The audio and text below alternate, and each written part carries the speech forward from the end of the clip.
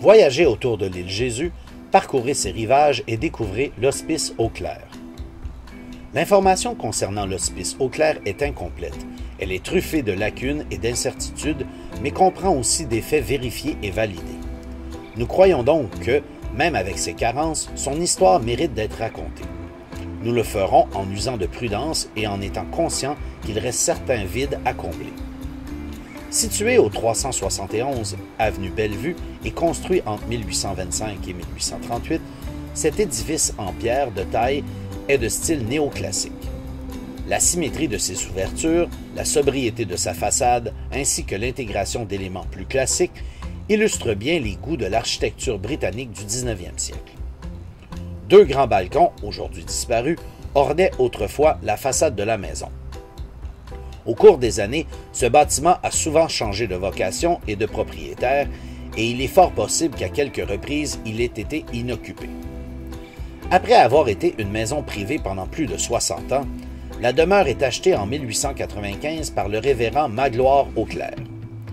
Comme il est curé et prêtre à Montréal, il habite la maison à temps partiel et c'est probablement lui qui la transforme en hospice pour les prêtres retraités et malades. Après sa mort en 1911, la maison est vendue à plusieurs reprises. Entre 1940 et 1944, la pouponnière Villa Notre-Dame de la Garde, tenue par Mme Jeanne Campeau, accueille les enfants âgés entre 3 et 7 ans afin de les préparer à leur classe. Par la suite, le bâtiment devient un centre pour jeunes contrevenants. Le foyer Maribourg, supervisé par un prêtre et ses 2 assistants, accueille pendant quelques années une vingtaine de jeunes garçons afin de les aider à se reprendre en main. Lorsque le foyer ferme ses portes à la fin des années 50, l'édifice se transforme en hôpital. Malheureusement, nous n'avons pas réussi à retracer la durée de ces opérations, mais il semble que l'hôpital portait le nom d'Hôpital Saint-Vincent.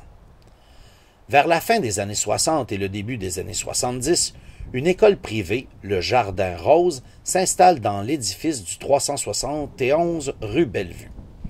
Durant quelques années, cette école offre vraisemblablement des cours adaptés à la petite enfance. Avec la fermeture de l'école, le bâtiment redevient une résidence privée et le demeure encore aujourd'hui, bien qu'il soit inhabité depuis plusieurs années.